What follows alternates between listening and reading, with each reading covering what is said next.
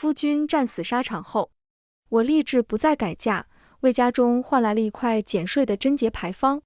可某日，一妇人却将粪水泼在了我的贞节牌坊上。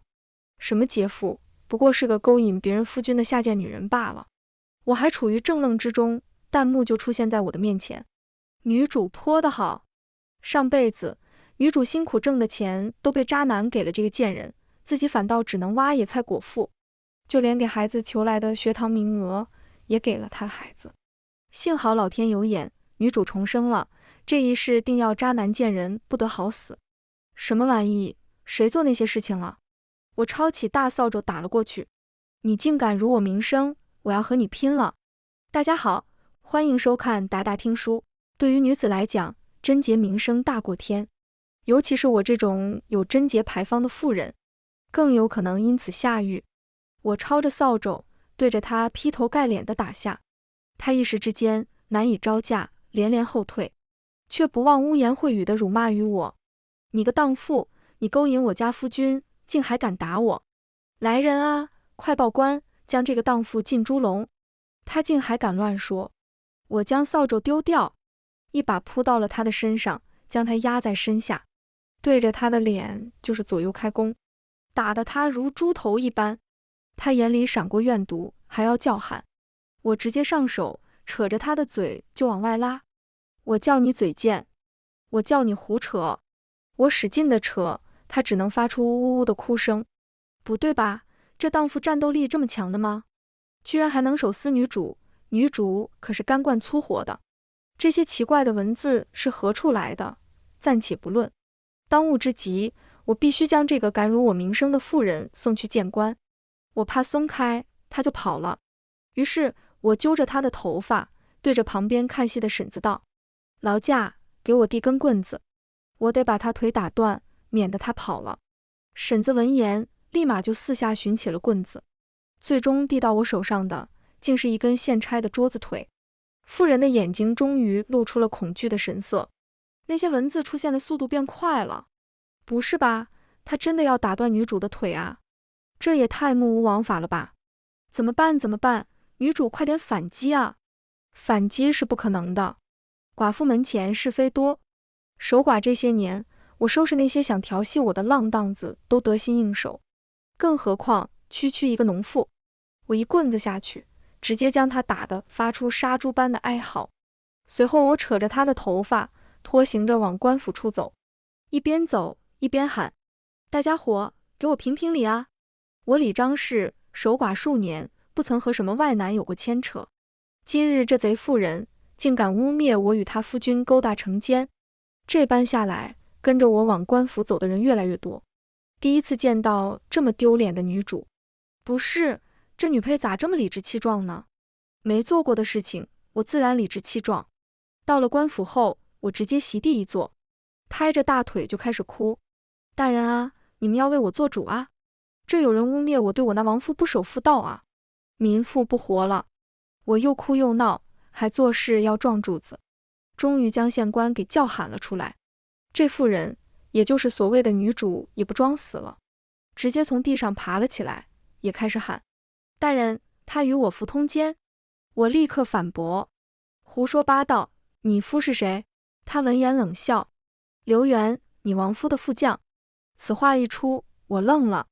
夫君在战场失踪后，他的副将的确对家里多有照拂，我还曾求他再找着我的夫君，说不定他还活着呢。可刘元说，夫君在战场上替他挡了一剑，当场毙命。如今说是失踪，也不过是因为面目模糊的尸首太多，不好分辨身份。我见他说的那般言辞凿凿，为了报恩，更是时常来看公婆，我便信了。但我的确认识刘元，但我们私下并无往来。他每每到来，也是我公爹接待的。你凭什么说我与他有私，毁我名声？你不知女子名声何等重要吗？亏他厚脸皮说出这话，就他刚才做的那些事情，哪里像在乎名声的人了？我见状并不在意，只细细听着这所谓的女主辩驳。她哄骗了我夫君，拿了家中银钱给他打首饰头面。我为我儿争取到了白鹿学堂的入学名额，也被他夺去了。望大人明察，我家里已经没粮下炊了。说着，他抽泣了几声。我盯着他看，他着实哭得很委屈，不像是作假的。对啊，对啊，女配做事实在是太恶心了。养不起孩子就改嫁呗，去祸害人家有妇之夫干啥？渣男也是贱，被个寡妇勾勾手指就上钩了。我看得很不舒服，但我生怕惊动了神鬼之物，会有不好的事情发生，不好与他们一争高下，便将怒火对准了女主。你夫君不过是个小兵小将，便是榨干了你全家的钱财，又有何用？我若是小男人了，缺钱花了，我大可寻个门当户对的人家改嫁。我有个那般俊美多才的亡夫，怎还会瞧得上你夫君？还有，我儿怎会夺你儿子的学堂名额？那白鹿学堂学费那般高昂，你又如何供得起？女主闻言冷笑，自是我辛苦劳作所得。还有那白鹿学堂的名额，是我给里面所有师长学子承包了洗衣的活计才换来的。对啊，对啊，女主寒冬腊月洗那么多个衣服，手都洗肿了。女配轻轻松松就骗到了，太可恶了。我下意识看向了她的手，的确，她的双手红肿不堪。不过我却是冷笑，白鹿学堂的学子大多富贵出身，各自府上自有换衣服，压根用不得旁人。若是给他们洗衣服，就能换来名额，多的是妇人愿意这般做，又岂能轮得到你？女配说的也没错，白鹿学堂好比清华北大，普通人根本接触不到，更别说洗衣服了。洗了衣服就能上华清，那不得为了这名额抢疯啊！但她是女主啊，女主是有光环的，洗衣是真，名额也是真，她儿的名额也是真没了。她张了张嘴，正要辩驳，我则懒得继续和她纠缠。大人，此事估计和刘元有关，何不照那刘元一问呢？我挺直身子，我绝不许人辱我名声，否则我就撞死在那牌坊之下。我夫家并不是什么籍籍无名的人家，而是方圆百里屈指可数的大地主。这县令与我娘家亦是沾亲带故，否则我怎能讨来这贞节牌坊？要知道，贞节牌坊不仅能够减税，还能避免我被强行改嫁，绝了婆母将我赶出家门，爹娘让我在家的心思，好留在夫家替我儿守住家产。婆家的家业和地位也够我余生安稳，没了夫君也没有后院杂事，又有一个好名声，是寻常女子求也求不来的好东西。再说嫁人哪有当寡妇好？县令瞪了我一眼，便唤来了刘元。就在我以为这一切只是这女主误会了时，刘元一上堂就承认了我和他的奸情，口口声声道：嫂子日子过得苦，我才多帮一些的，日久生情，我才千错万错都是我的错，还望县令罚我，不要怪罪于他。现场围观的百姓顿时哗然，对着我指指点点起来。这一刻我却出奇的冷静。他在攀污我？为何？他明明是我夫君的心腹之交。我直觉有些不对，但我问他，你的意思是，你的确把你儿子的名额送给了我儿是吗？刘元闻言深情款款地看向我，唤我归名。莹儿，你就莫要挣扎了，那牌坊咱们不要了，以后咱们一家人和和乐乐的在一起。他竟知晓我的小名，除了我娘家人外，唯夫君知道，他怎会？电光火石间，我心里有了一个猜测，这场事情的背后很可能有一个主使为刘元提供信息，但怎么可能呢？夫君不是死了吗？我看向县令，县令则是一拍惊堂木。你说李张氏和你通奸，故而你将你儿子的名额给了李张氏，那本官问你，李张氏的姑父便是那白鹿学堂的院长，他何故舍近求远，反倒要你儿子的名额？刘元闻言，额上滑下细汗，因他生妒。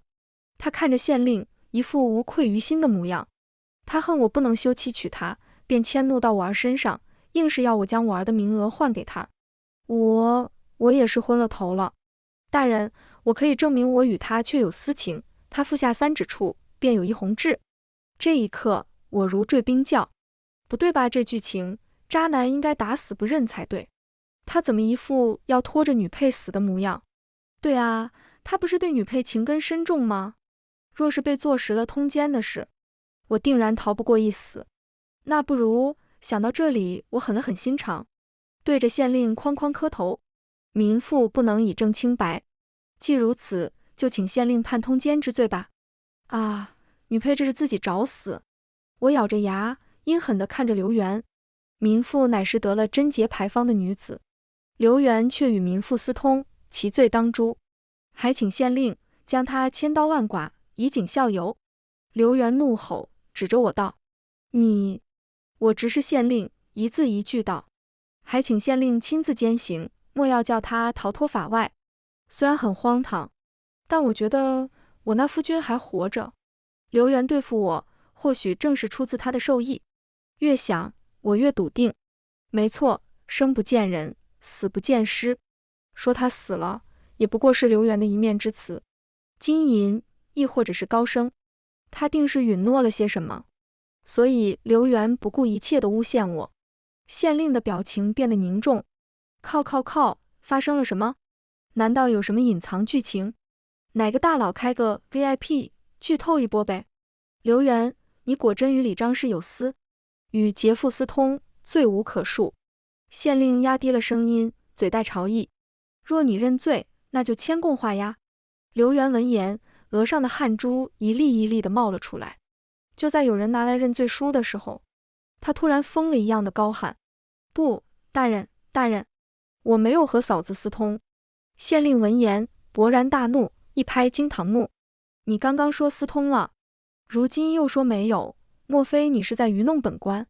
来人，打他10大板子，叫他好好想清楚。”女主闻言，脸上露出了不满之色：“大人，他分明是怕被千刀万剐，才反口说没有私通的。”大人，县令看向女主，也是表情不善。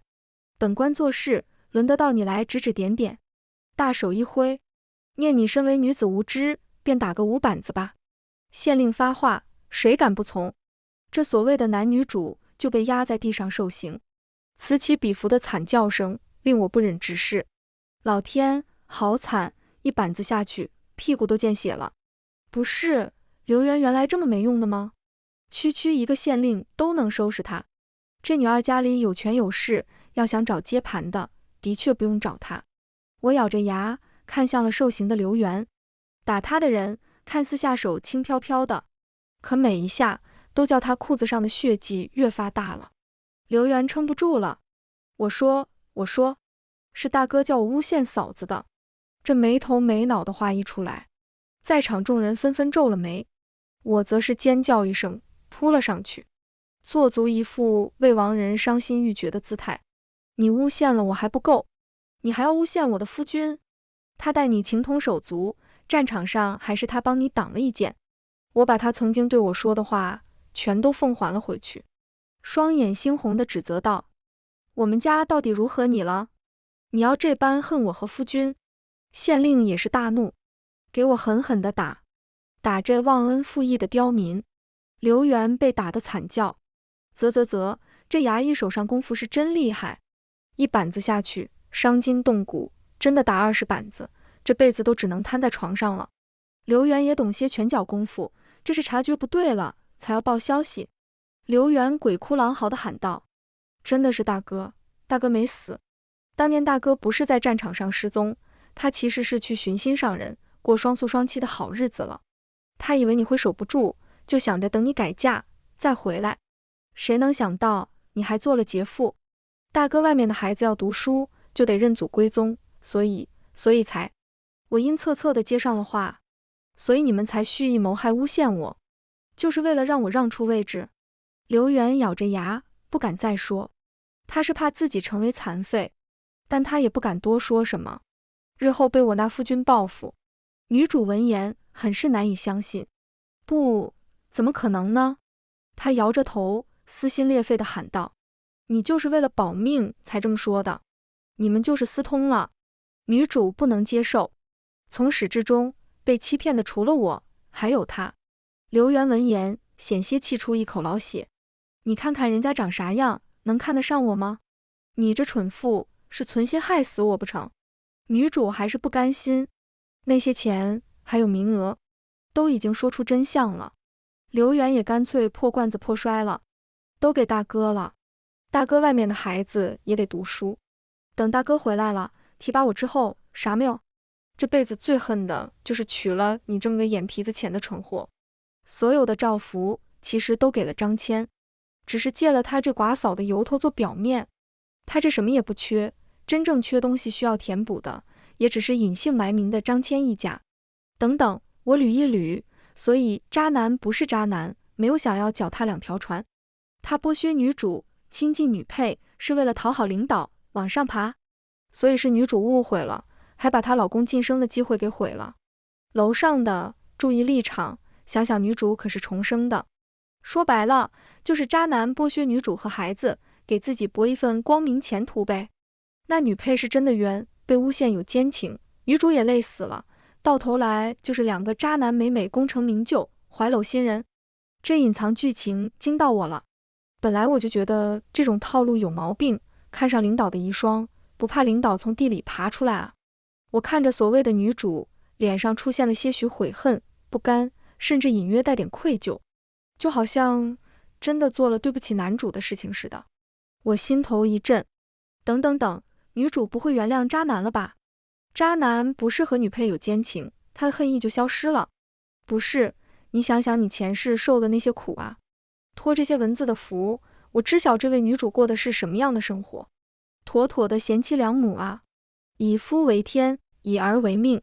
渣男夫君钱不拿回家，他就宁可抛头露面的挣。夫君偏袒底下的弟弟妹妹，将儿子的衣服、鸡蛋、肉都给弟妹的孩子，他也受着。孩子哭闹着要吃肉，要穿新衣，他又愧疚难当，拼命在外面干活，搞得儿子又心疼他，为了贴补家用，时常下河捞鱼虾，做苦力。前世他的孩子会死，也都是因为他。我简直难以置信，哪有女子将夫君看得比自己的孩子更重的？何况是那般乖巧懂事的孩子。就这样了，重来一世，他还能原谅？原本对女主的几分怜惜，瞬间烟消云散。我甚至觉得女主前世那般下场，叫做罪有应得。这样懦弱、废物、依托于男人的女子，凭什么有重来一次的机会？刘源招供之后，县令派人去捉拿我那夫君，可去的地方却压根没人。他时刻关注着这边，消息一出，他就跑了。你时常孝敬的公公婆婆，把他和外头养的一家子藏在城外的庄子上了。抓不到人，刘源就是信口雌黄。如此一来，女配和渣男得一起死喽。确实，因为无法证明刘源说的是真的，我又不好把这些文字说出口。我和他被下了大牢，大狱里阴暗潮湿，光是进来就已经极不舒服。因着有县令这门亲，我倒是被安排了一个有些许光亮的单间。那些犯人对我口出污言秽语，也会被狱卒教训。渐渐的，我耳边安静了下来。李夫人，吃吧，这是县令大人特意交代的。到了饭点，有个小厮模样的人提来了食盒，打开一看，里面都是我最爱的菜：八宝鸭、桂花鸡、白玉清粥。我愣了一下，果然有靠山就是不一样。女配在这吃满汉全席，渣男在里头吃饱全。我看着菜色，久久出神。小厮见状，有些急不可耐道：夫人怎生不吃？县令大人额外开恩，还是速速吃完，小的好把食盒收走。我看着小厮，面无表情地拔下了头上的银簪，在菜里拨弄了几下，果不其然，银簪变黑了。小厮见状，脸上露出了凶狠之色，随手抄起盘子就要强行往我嘴里塞，但我后退一步，手持簪子，做出防御的姿态。来人，快来人，有人要杀我！狱卒闻声而来，这小厮还要动手，我直接一簪子扎了过去，恰好扎中了他的左眼。他捂着冒血的眼睛啊大叫之时，狱卒也及时赶到，就吓了我。大牢之中竟有人行灭口之举。县令闻讯而来，见状不停冷笑：你那夫君还真是好样的。难怪昔日你爹娘那么喜欢他这个，可惜这本事全都用在你身上了。我那夫君是想要我让出位置，腾给他的心上人。我死了，他也就达到了目的。只是我没想到，他竟真的这般行事。要知道，我家也不是小门小户，我更是有名的杰父。今日刘元已是把他的算计说得清清楚楚，我不清不白的死了，他会成为最大的嫌疑人。自此两家交恶。从前我竟不知我那夫君是这般狠毒之人，绝了，都下毒暗杀了。女配怎么知道菜有问题？县令和女配的确是有亲戚关系，额外照顾一下无可厚非，但县令朝堂上已经尽量避嫌了，为什么要弄这么丰盛的菜呢？如果换作是我要照顾一下牢里的小辈，肯定是吩咐人护着，吃喝不差就过得去了。县令很为难，我做出一副刚刚想起来的模样，说公婆之前收留了一对穷亲戚，就在城外的庄子上，大人可以去看看。张骞被抓了，和他一起被抓的还有他的心上人，并2儿1女。他的存在无疑是证明了刘元的供词是对的，但张骞死活不认。我与蛮娘不过是在外面做恩爱夫妻，好好的害我的发妻做甚？那刘元曾经因此事勒索于我，被我严词拒绝，他肯定是因此怀恨在心，才陷害我和莹儿的。靠，死渣男，真会狡辩。县令知道他是说谎，但不好处理他，他要是出事了，女配日后如何活？到底是古代夫比天大，不是吧？女配还得欢欢喜喜地接受夫君死而复生，把他和他的一家子人都给接回去。对，我只能这么做。县令以诬陷等罪名将刘元关入大牢，而我则必须认下此事，将张骞等带回府中，至少比被控告通奸要好吧。我带着张骞等回到府中，公婆做出一副喜出望外的模样，抱着张骞哭喊：我弟儿啊，你可算回来了。好在他们对张骞带回来的孩子倒是淡淡的，毕竟我的孩子已经长成，还是二老眼皮底下长大的，怎么也会比外面女子生的野种要称心。张骞带回来的女子倒是清丽可人的很，淡淡的也不说话，只是在进府前他直接傲然道：叫我进府，至少给我个名分吧，我可不做妾。不做妾？难道要我这个发妻让出位置不成？公爹大发雷霆：谦儿，莫非你要休妻不成？咱们张家可丢不起这个脸。张骞闻言只是皱眉瞧我，蛮娘陪我多年，又为我担子有功，我想着给蛮娘一个平妻的身份，日后就不分大小，你和蛮娘姐妹相称如何？啊，好建议男人，好想手撕了他。果然，男人这玩意，见人更有见中手。楼上的不要误伤好吧，我就不这样。这位渣男好像是为了爱情舍弃一切，要不咱们管他叫真爱哥吧。渣男这个代名词咱们都用烂了，可别侮辱真爱了，真爱不能早说，把女配当踏脚石。我看着张骞，他一脸笃定，估计他还把我当成以前温柔可人的我。可惜做了这些年的寡妇，面对那么多人虎视眈眈的觊觎，我早已不是当年的我。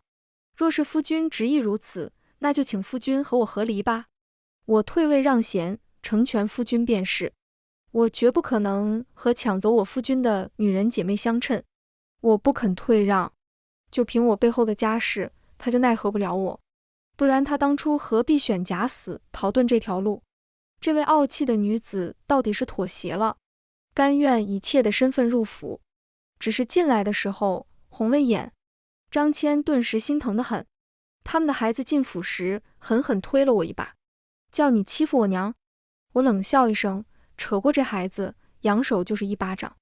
孩子大哭，张骞大怒：你……我只是淡淡瞥了一眼张骞，哪有庶子管姨娘叫娘的道理？夫君对我管教孩子，可是有什么不满？公婆充耳不闻，张骞便只能恨恨认下。厉害啊，女配上来就给下马威。有错的是渣男和小三，关小孩什么事？这可不是普通的小孩，这是能和女配儿子争家产的小孩。张骞对我很不满，所以他回来后第一件事就是索要他当年手下的那些私房，然后将那些店铺田庄都补贴给了那几个私生子。那新晋的蛮姨娘还在我面前耀武扬威，千郎这般爱我，就算是妾，我也远比你风光。日后这家产必是我儿的。靠，好恶心！不愧是做小三的人，女主这也太能忍了吧！忍？我不是能忍，只是男人对我而言没有任何用处。有人要，那就送了。张骞回来，家中有个男人，也算是杜绝那些族人赤绝户的心思，但对家产动心思，我绝不允许。